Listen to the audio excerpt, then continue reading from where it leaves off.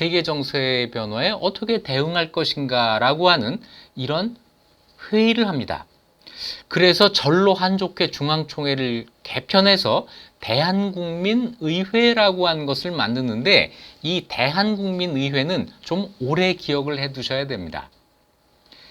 이 대한국민의회라고 하는 단체가 굉장히 오랫동안, 오늘 강의하는 내내 그 존재를 드러내기 때문입니다. 그리고 대한국민의회는 1차 세계대전이 끝나고 전후 협상을 벌이는 베르사유 강화회의의 대표를 파견하기도 합니다. 1차 세계대전이 끝난 다음에 세계 정세가 바뀌고 있고, 그러면서 우리가 독립을 위한 무언가 도움을 받을 수 있다는 기대를 한껏 했던 거죠. 3.1운동이 끝난 다음에 4월 달에 대한민국 임시정부가 수립이 됩니다.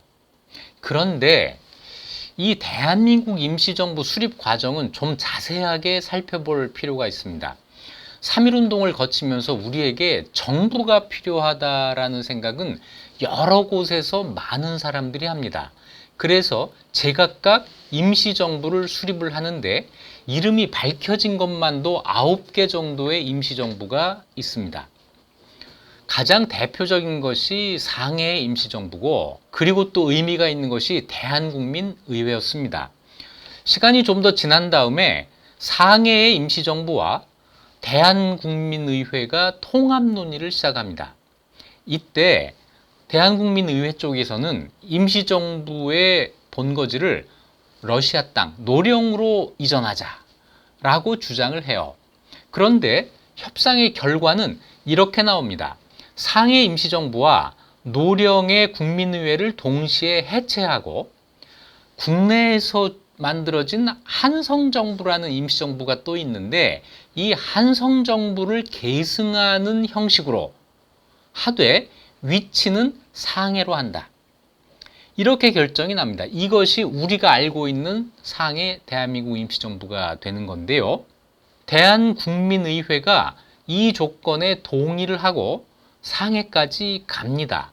그런데 실제로 구성된 통합된 대한민국 임시정부는 러시아에서 건너간 국민의회 사람들이 보기에는 약속이 지켜지지 않았다라고 볼 만큼 기존의 상해 임시정부를 중심으로 꾸려져 있었습니다.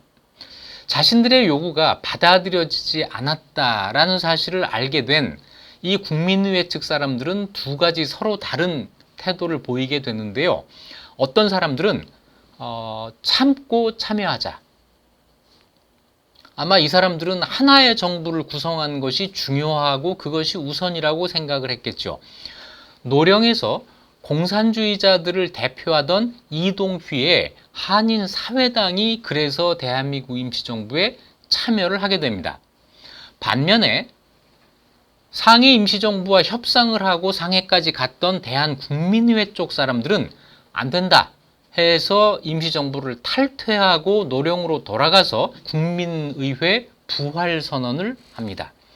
이렇게 되면서 노령을 발판으로 활동을 했던 세력이 둘로 갈라지게 되는 거죠. 이동휘의 한인사회당과 국민의회 계열 둘로 갈라지게 된 겁니다. 자, 둘이 동시에 나오게 되니까 많은 한국인들이 둘 사이에서 어떻게 해야 될지 태도를 결정하기 어렵게 된 거죠.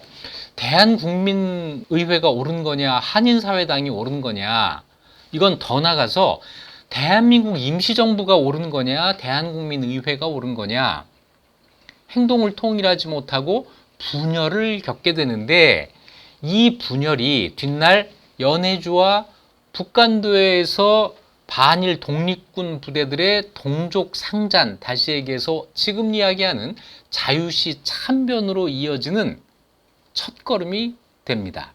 1920년 4월에 블라디보스톡 연해주에 진주한 일본군의 대대적인 공격이 시작됩니다. 연해주 지역에 만들어진 러시아 혁명정부를 전복시키기 위한 것인데요. 이 전투에서 러시아 혁명파 군인 민간인 5,000명 이상이 살상당합니다.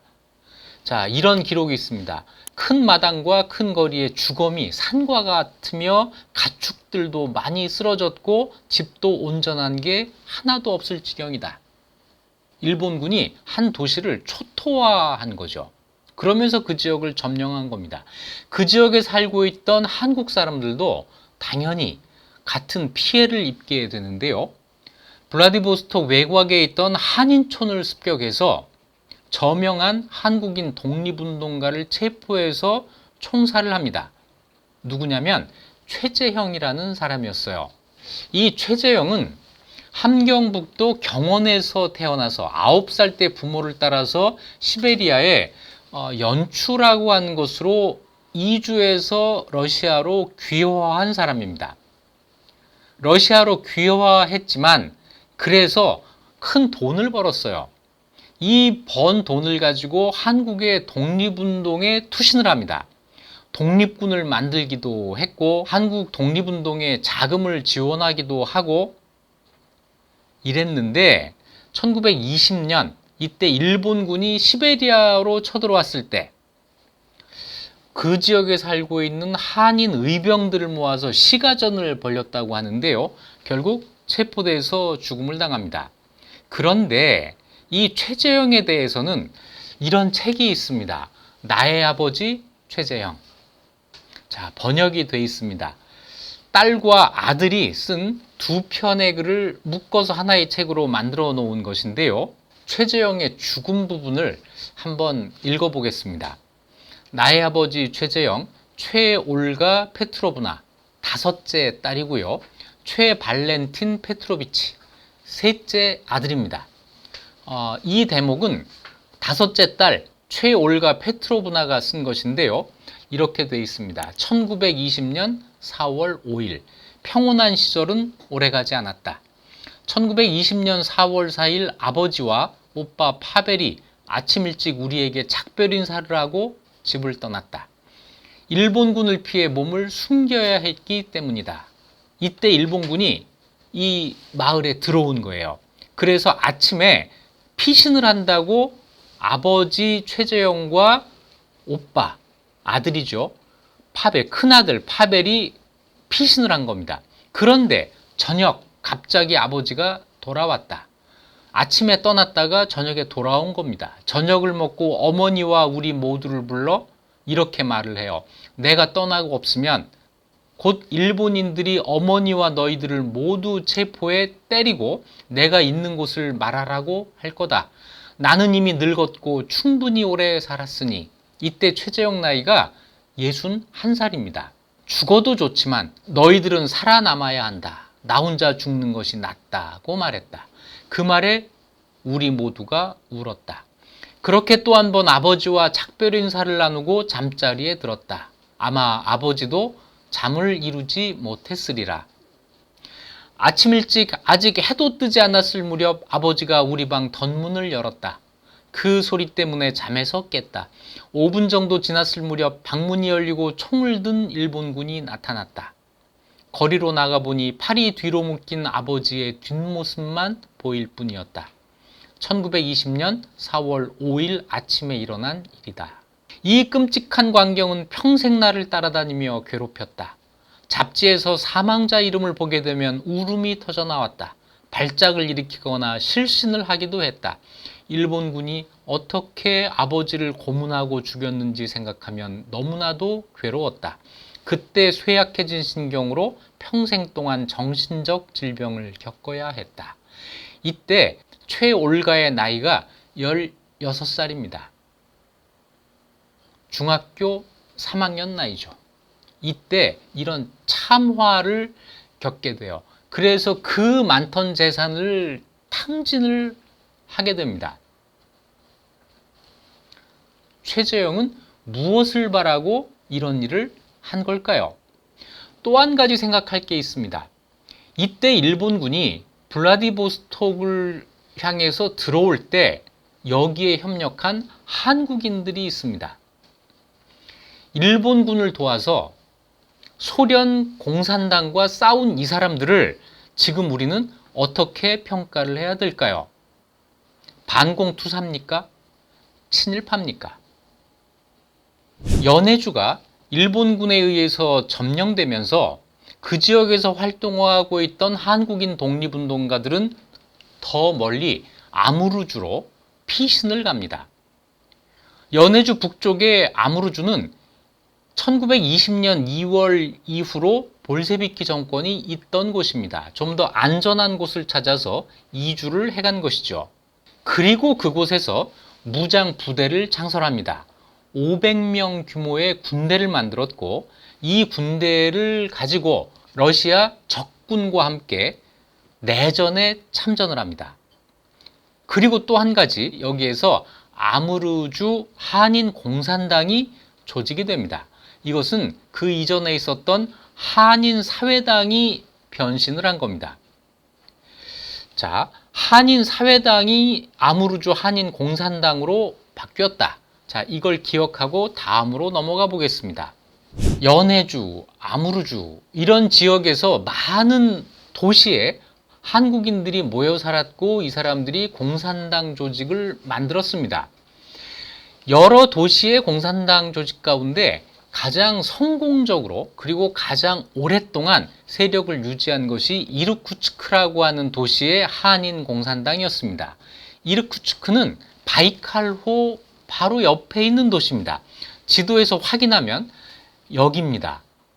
굉장히 멀어졌죠. 몽골 그 위쪽이니까 국내에서는 굉장히 먼 지역인데 여기 살던 한국인들이 공산당 조직을 만든 겁니다.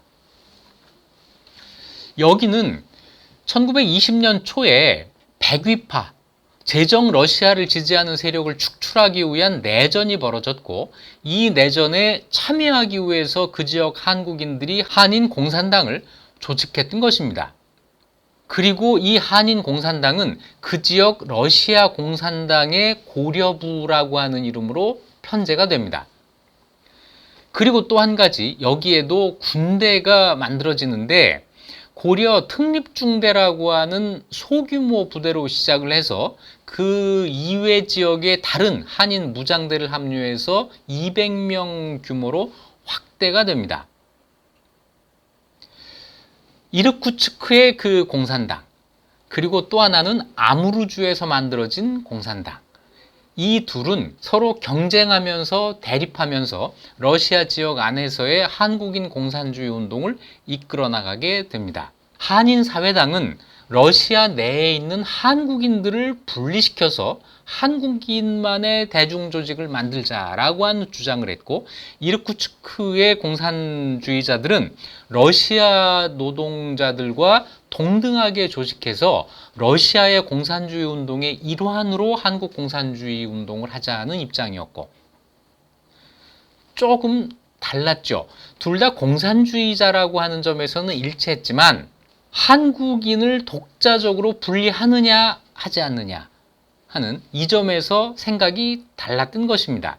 자, 여기에서 서서히 우리가 알고 있는 상해파 고려공산당, 이르쿠츠크파 고려공산당의 분열의 초기 모습이 보이는 거죠. 그리고 긴 흐름 속에서는 러시아 땅에서는 한인사회당이 점차 소수로 전락하면서 이르쿠츠파가 점점 세력을 확대해 나가는 방향으로 진행이 됩니다. 자, 한국의 공산주의자들은 분열이 되어 있고 서로 대립을 하는데 여기에 결정적인 영향을 미치는 것은 무엇보다도 러시아의 국내 정세였습니다.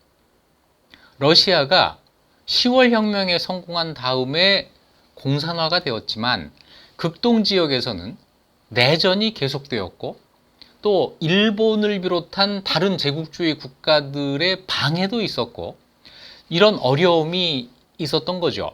그래서 러시아가 1920년 4월에 극동공화국이라고 하는 것을 여기에 만들게 되는데 이 극동공화국의 성격이 아주 모호합니다.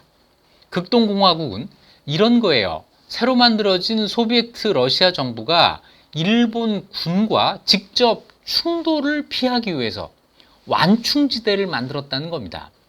자, 완충국가. 그래서 이 극동공화국을 통해서 일본과 협정을 맺고 서로 군사행동을 중지하기로 하는 이런 약속을 하게 되는데요.